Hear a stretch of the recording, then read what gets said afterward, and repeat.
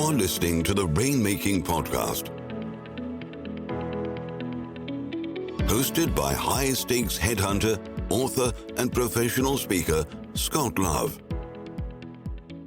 You're listening to the Rainmaking Podcast, and my name is Scott Love. Thank you for joining me on the show. As you know, we've had some recent developments in some of our content. Every Thursday, we continue to bring you content that benefits everybody in professional services who's focused on getting business. On Tuesdays, not every Tuesday, but sometimes Tuesdays, we have legal-specific episodes. So if you're a partner or an associate at a law firm, check out our Tuesdays shows. You can go to the site, therainmakingpodcast.com, and look at the teal color code, and you'll be able to find those quite easily right there. Let me tell you about our guest today. His name is Walt Crosby, and he's a sales performance expert and a sales coach, and we're talking about introverted rainmakers. This is something that I see as a theme among many people that I talk to in my practice of recruiting attorneys, and then also talking with other sales coaches and those that work with professionals that feel maybe a little bit uncomfortable. They don't want to be that guy in terms of the life of the party, but they know they've got to get out there and they've got to really pitch the work and get the business. So how do you manage that? Walt's going to answer that question and several others. So take a listen. I'd highly recommend connecting with Walt as well. Go to the show notes wherever you hear the podcast and connect with him directly. Go to his LinkedIn page and also his website where you'll find some other resources that I think could help you. Also, I put the order link so that you can get Walt's book, Scale Your Sales, Avoid the 7 Critical Mistakes CEOs Make. It's a book that I've read and I'd highly recommend it. As always, this show is sponsored by Leopard Solutions, legal intelligence suite of products, Firmscape and Leopard BI. Push ahead of the pack with the power of Leopard. And now here's my conversation with Walt Crosby. Thanks for listening. Hey, this is Scott Love. Our guest today is Walter Crosby, and we're talking about introverted rainmakers. Walter, thank you for joining me on the show today. God, I appreciate the opportunity to have a chat. Absolutely right. And I'd be willing to bet a lot of people that are listening to this will say, you know, I'm an introvert. I'd rather not have to make that call, go to that meeting, because for whatever reason. So let me start with this question for you, Walter. Do you think introverts are at an advantage or disadvantage in a business development role? What do you think about that, Walter? In a business development role, or in a traditional sales role, right, where you're doing both account management and development, it's a huge advantage. And there's a few, but the big one to me is the thing that salespeople don't do well is active listening. Right. So, and the way I explain that is, if you've ever watched a football game and the coach is running off the field and the sideline reporter sticks a microphone in front of the coach's face and asks a question. They ask 3 questions. They have a certain amount of time. The producer's in their ear. They're not listening to the answer. They're just waiting to talk, right? To get that next question out, to give the audience some semblance of what's going on in this coach's mind. That is what salespeople typically do. They talk too much. They don't listen. And how do we ask questions if we haven't really paid attention to what the buyer is saying? Right. That's an interesting way to describe it. I know exactly what you mean when you said it that way. So when you say active listening, to me, that implies that that's a thing. But how would you define that? What does that mean exactly, active listening? That when you hear what somebody says, you're able to articulate it and give it back to them using language that is not mirroring, but is the same language that they use you use the same hand gestures. Like, people talk about mirroring, right. But it goes beyond that. If somebody is auditory, your buyer's auditory, and you say something differently than they do in a different cadence or different words, they're like, no, you're not getting it, right? So we want to be able to listen to what they're saying, make sure we're understanding, ask those questions. And sometimes a question is, really interesting, right? These are just little words that get that buyer to keep talking about that. So active listening is sort of a participatory part of the conversation, but it's getting that buyer, that prospect, that spouse, that friend, whatever the situation. We want them to be sharing their information and digging in. Salespeople typically just kind of hang out at the surface. Oh, I got this little nugget. That's all I need. No, you really need to peel that onion back and get to the core and really understand. So you can't do that unless you're really actively listening to your buyer. And tell me this then, get to the core. Why is that so important? Because I don't care what you sell. You're really selling feelings. I don't care how commoditized it is or whatever. Amazon may be a little bit different, but you see something there that causes you to pull the trigger on the transaction. But a typical B2B or B2C larger sale, we need to engage on an emotional level. And if we haven't actively listened to what they're saying and peeled that back to get to the core, and that core is them sharing something that is either a desire, significant, compelling, has urgency to it, or a fear that like, I'm afraid I'm going to lose my job. Really? Why? Well, because if I don't solve this problem, we're losing $50,000 a month and we can't sustain that.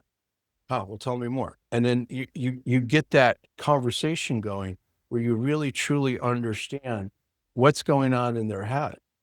So when you get to that real issue, some people call it pain, some people call it emotion, but to me, it's this feeling that is what's going to drive their behavior to do something different. Because what's the safest thing for a buyer to do? Status quo, and just kind of navigate a little left and right. But if we want to do something that's going to transform them, to transform the situation, they got to be emotionally bought in, because that's how they make decisions to buy. The justification comes later, and that's all logical, the other side of their brain. But that's why salespeople are easy marks when it comes to salespeople, because we're just there emotionally raw, and we go right to we understand what it is we're looking for. So active listening, getting to that core is really what's important. Let me kind of talk about that in a second. I want to go back to what you said with mirroring. What does that mean? How would we define that? And what are examples of that? And why is that important? You mentioned cadence, tone of voice. Give me some examples on that, please. Well, our tone is one of the biggest parts of communication. How quickly we speak. So if we're paying attention to our buyer, I lived in New York City for almost 8 years, and the speech pattern in New York is, what do you want? Why are we here? Right? We're talking at about 175 words a minute. And I left New York to kind of take a break and went to Atlanta. And boy, I had to downshift like second gear from fifth gear, because everybody's a little slower. They want to get to know you a little bit. The pace, your tone, it's a little softer, right? So you have to match where that is with your buyer to get them comfortable. It's part of the rapport part. Right. So mirroring is a piece of it, but it goes much deeper than that, because we're trying to understand, is this person, do they think about things visually, or do they think about things, from an auditory perspective, right? And how do we know that? Well, we pay attention to what they're saying. We're actively listening. And are they using words like, I see what you're saying, right? Or what I hear is, right? So those are examples of visual and auditory people. So we need to explain, when we get to the point where we're going to explain our solution, we have to be talking about it in the language that matches them with how they process information. And is that too deep for some salespeople? I don't know. If you want to be successful, maybe we should pay attention to that. Yeah, that's right. I think so. That's what I've seen in my work also, whether I'm selling to a law firm or recruiting a sophisticated partner, understanding how can I have that rapport with them by having similar cadence and the tone like you talked about.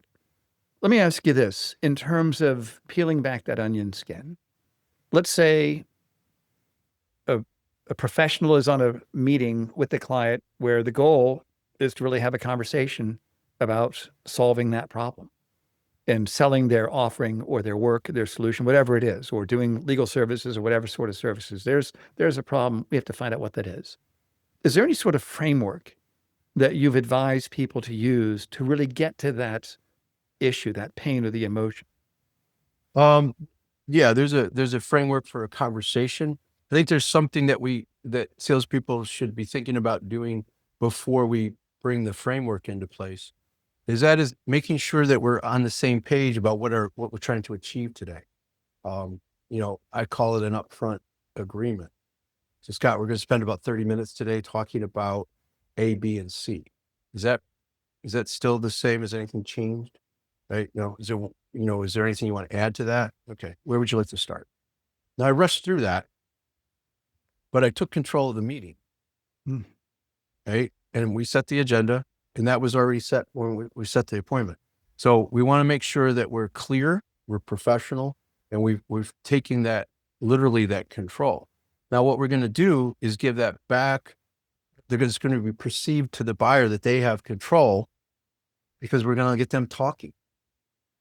Right? And that's the goal. When somebody's talking, they're not really in control of the meeting, but the other person is there listening. So, you have that active listening we've talked about. I think a skill set that can be developed with a salesperson is, that go back to being the 4-year-old. Be curious. Try to understand. Now, we don't want to be a pain in the ass, 4-year-old, like why, right? We have to be a little bit more intelligent about, tell me a little bit more about that. Why are you doing it that way? How did you get there? Right? So that curiosity is the driver, because what we're doing is getting that buyer to speak. We're getting them to share their thoughts, and we're learning. If we're listening, we're learning. And then the other piece to this is skepticism. And salespeople have trouble with this usually. And when a buyer says something that just doesn't make sense, or kind of is a little bit off, we get to say, hold on, I'm confused. Why are you doing it that way? All right. Or you mind if I push back a little bit on that idea? Right. Depending upon where you are in the conversation. And so just ask him, you mind if I push back on that? Yeah, absolutely.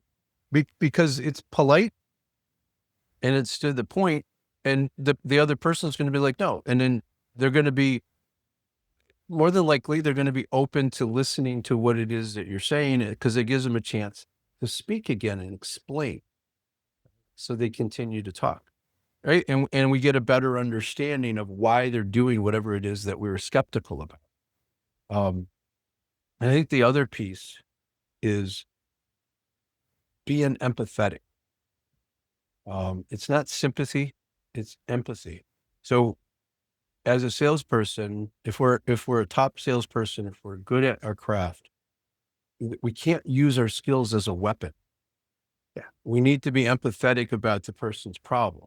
We need to acknowledge that it's a problem. We need to acknowledge that it hurts a little bit, right? So we can't just roll over that. Man, what are you going to do? How is that affecting your life? How does that affect your whole life? I mean, professionally, what is that doing? Right? So there's a tone to empathy, and I like it to, when a friend calls you up, say, hey, Scott, Walter, I really need to go have a drink tonight and have a conversation. I got something it's on my mind, right? When that tone and that type of conversation happens, you're like, and you're a friend, yeah, let's get together and you go, what are you going to do? You're going to be listening to what the person's saying. You're going to be a little skeptical about, like, you said, what? Why would you do that? Right? As a friend. But you're going to hit all of those things. You're going to be empathetic. You're going to be curious. You're going to be somewhat skeptical, and you're going to be, curious about why this is happening. So the context is different, but it works.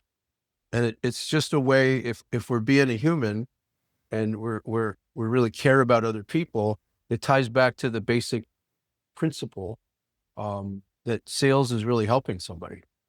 And if you can't, you got to call it. You got to say That's it. fantastic.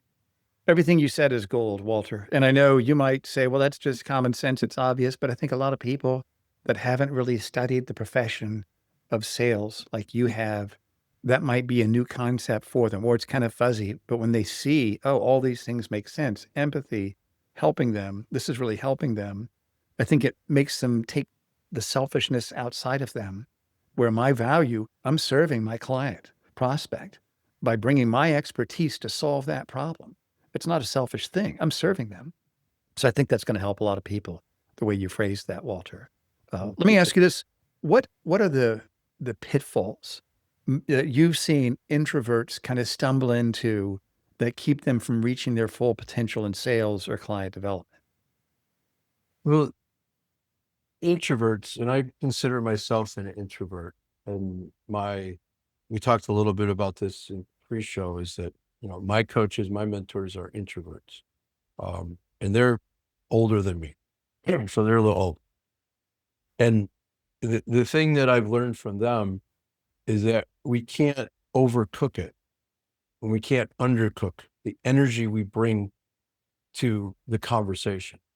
So as an introvert, it's not our natural tendency to just go have a conversation with somebody, walk into a cocktail party and like, oh, he looks interesting, I'm going to go talk to him.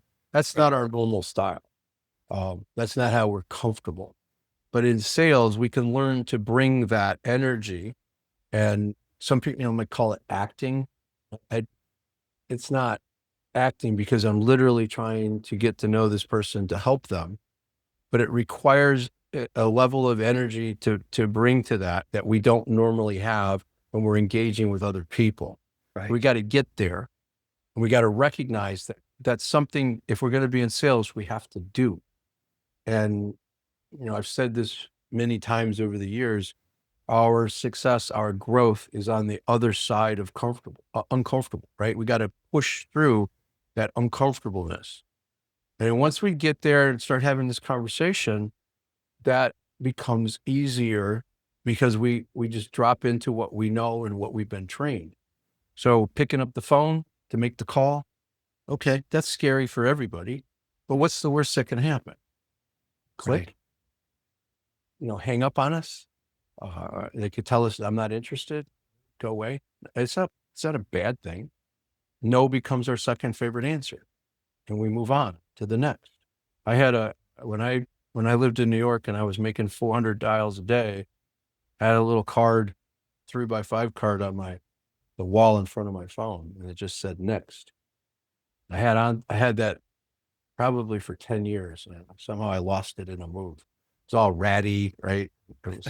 But that was the principle, next, because you got to get past that level of being uncomfortable, and then it just becomes a habit.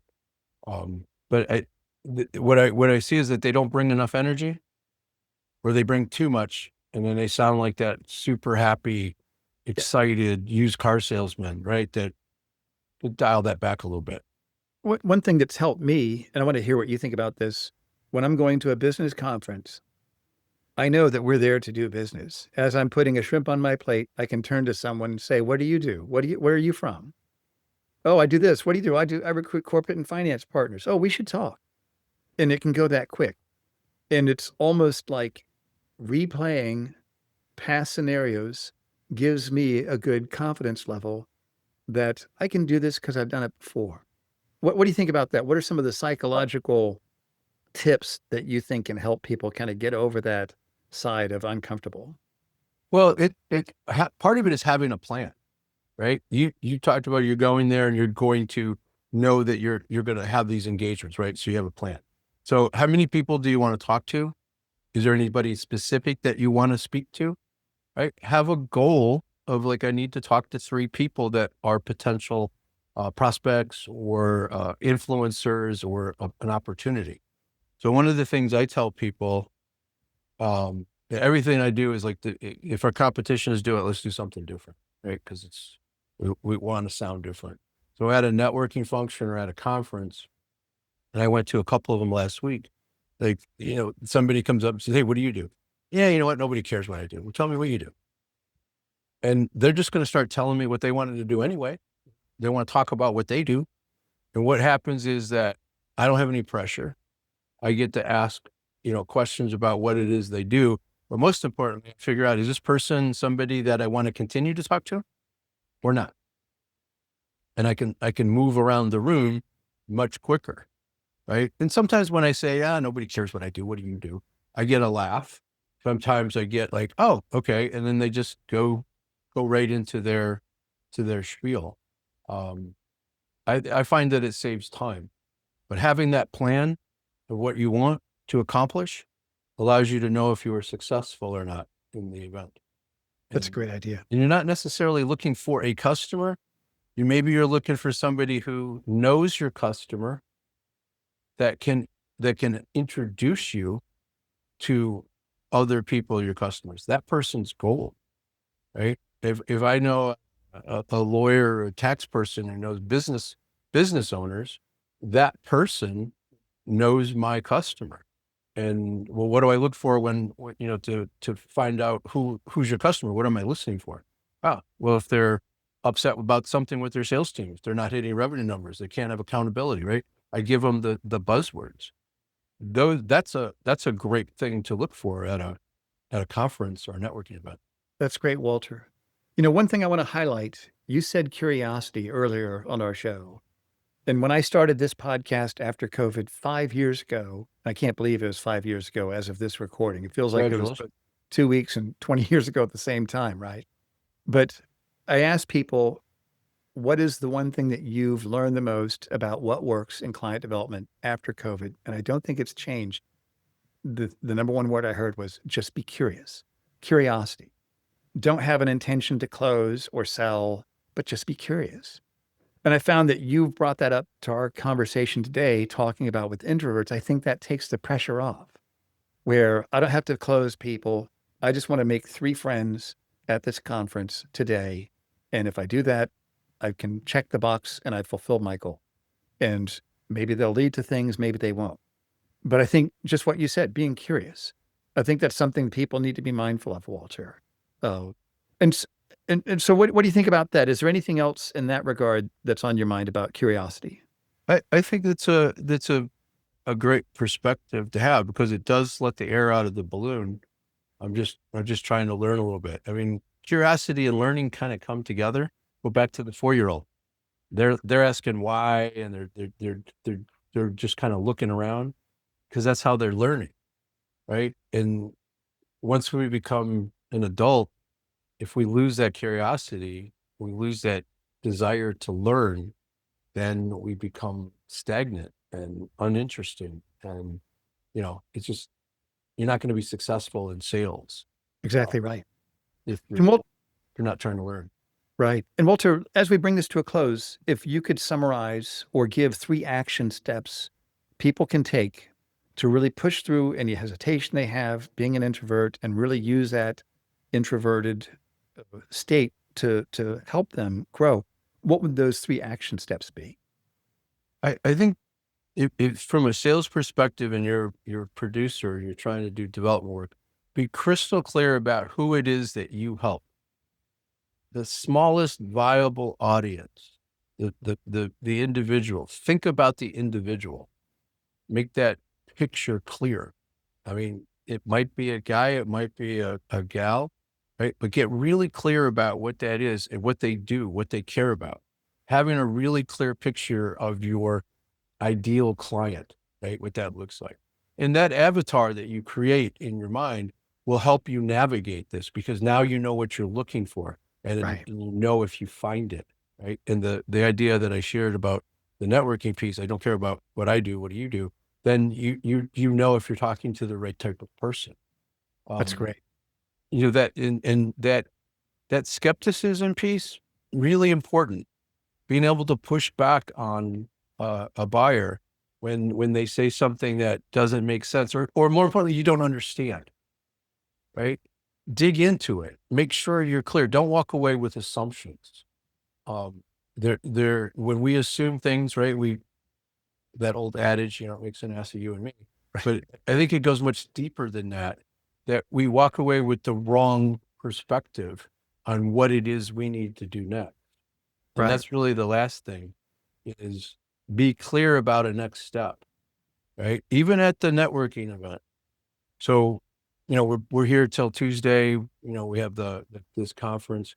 We'll get back on Wednesday. You know what I'll do? I'll shoot you a note on Friday, see if we can have a bigger conversation the following week. This is great. About what you're going to do and what they're going to do. I love that. And so I'm going to summarize this 3 action steps. Number 1, be clear, crystal clear about who you help. Think about the individual. Step 2, be able to push back to a buyer. Skepticism, dig into it. Don't walk away with just assumptions. And number 3, be clear about next steps. And Walter, tell us about what you do, what you have that you'd like our listeners to know about. I started my business doing fractional sales management for smaller teams, for companies. And that's just sort of evolved with, I've taken this approach that Seth Godin talks about. Don't build a product and go look for your customer. Find the customer and figure out what they need and give them what they need. And my offerings are a result of that. So, I help business owners and entrepreneurs integrate their sales team into their organization in an effective and meaningful way. Salespeople, and I'm one, I can say this, we're a little crazy. We're a little different than everybody else. And we need to manage that differently. So every offering I have, whether it be messaging, hiring salespeople, or, just coaching programs, is designed to solve the problem that buyer has. That's great. And Walter, we're going to put all of your links and the links to your book and your LinkedIn profile link on the show notes. So everybody listening, if you want to connect with Walter directly, go to the show notes wherever you hear this podcast. And Walter, thank you for being here on the show. I'd love to have you back on again soon. We can dig deeper into some of these other topics. And thank you for sharing your wisdom with us today. I appreciate you calling it wisdom. Thanks. Thank you for listening to the Rainmaking Podcast. For more information about our recruiting services for international law firms, visit our website at attorneysearchgroup.com. To inquire about having Scott speak at your next convention, conference, sales meeting, or executive retreat, visit therainmakingpodcast.com.